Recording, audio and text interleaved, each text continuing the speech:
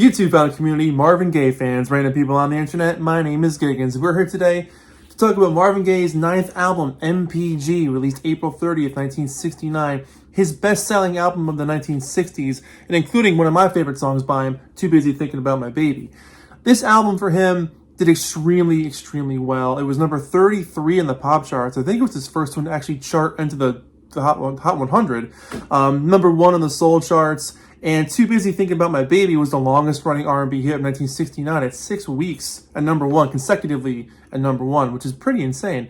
MPG, of course, being Marvin Gaye, his full name. And they did a cool job with the album cover here because it looks like he actually signed it. They made the his signature kind of shiny, so it looks like there was actually a pen there, which looks really nice.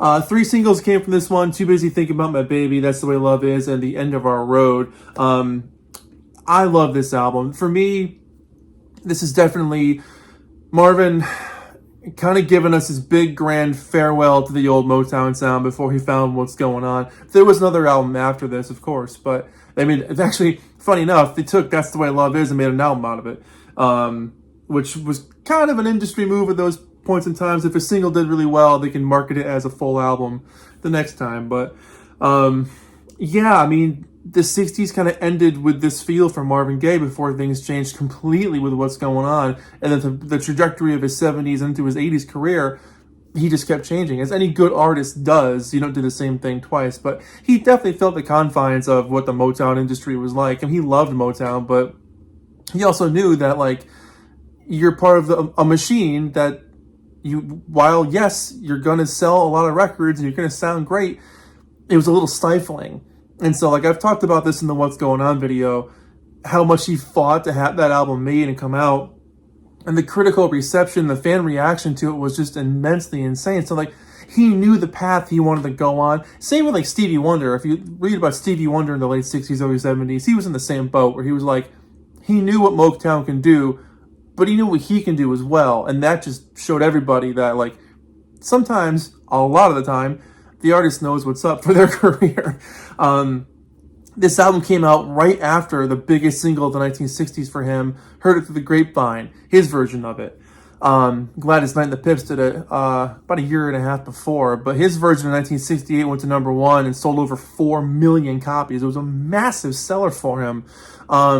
He was having a hard time during this era still. I mean, well, he had a hard life, let's just put it that way. But during this time, one of his best friends, Tammy Terrell, who he did a bunch of hit songs with, was going through her illnesses with what they thought was brain tumors or brain cancer before eventually she passed away from it in early 1970.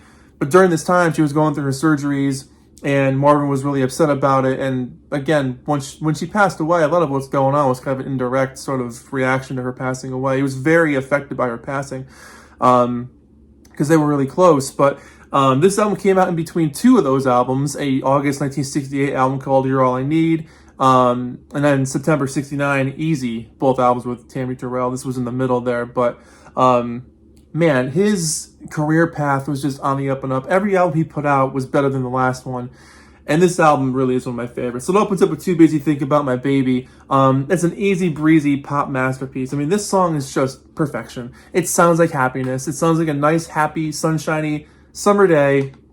You know, the big green leaves are blowing in the nice comfy breeze. You got your favorite person by your side. You're just happy, and you don't care how anything else in the world works. You just want to be with that person that you really care about. You know, Marvin's an amazing storyteller. He can make anything sound like he wrote it. And in particular, this song is just shining with love and adoration for that person you really care about. It's a total classic. I mean, it sounds very Motown, but it also sounds a little different because it's not exactly the same trend you'd hear from a Motown song. Like, the rest of this album kind of has that feel, but there's a certain sprinkling of production magic on this first song that really, I understand why it was such a big hit. After that, you got his cover of This Magic Moment. Everybody did this song, and everybody makes it sound great. You know, Jane the Americans did it too, and their version's fantastic, but I like Marvin's version a lot. You know, you can hear the smile in his voice. It's just cheery, it's heartfelt, it's wonderful, it's touching. You hang on to his every word. You're ready for what the next line is going to be because you feel like you can trust him. He's got this aura to him that you just like how he's presenting the song. I dig it a lot. Then again, That's the Way Love Is, which is very Heard It Through the Grapevine-y.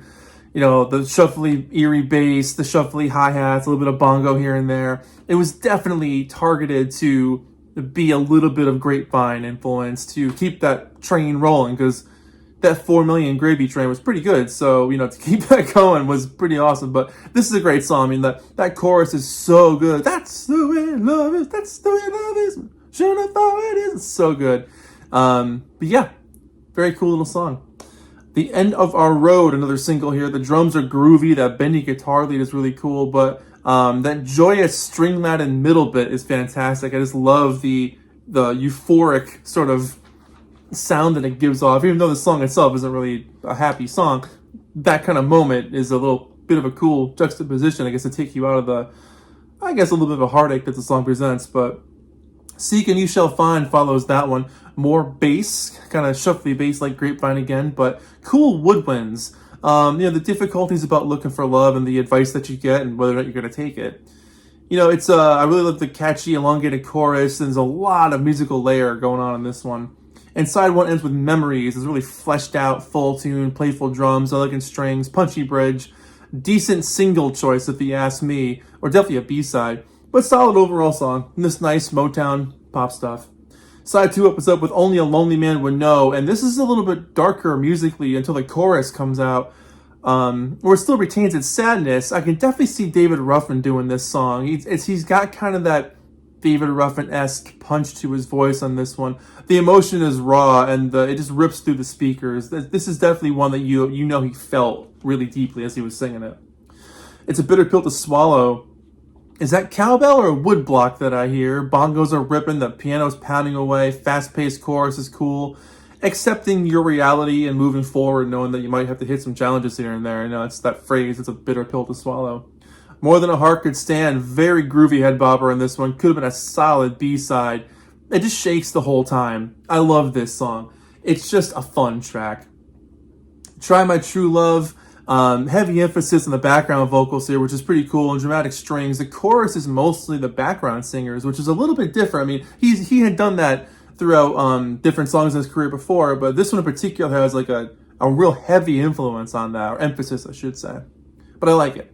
I got to get to California, bongo party here. There's just bongos galore on this one. It's super smooth and soulful, just fun, good piano riffing. And the last song on here, It Don't Take Much to Keep Me, has this very sort of edgy intro to it, but it leads to a sweetness in the verses. The pre-chorus is emotional. The whole song is heartfelt and exciting. I really dig this one as well. Good emotion on this one.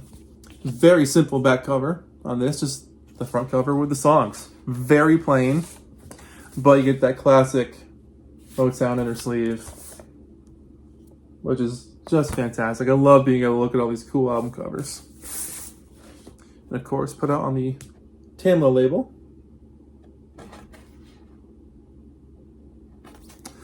So yeah, this album did extremely well for himself, and rightly so. You know, it's a lot of fun.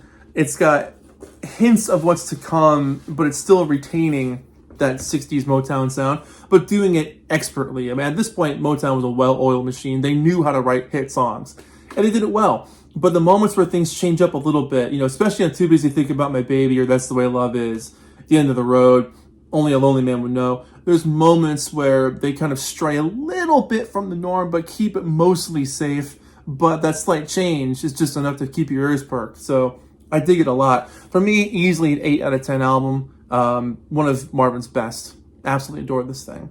So yeah, there you go.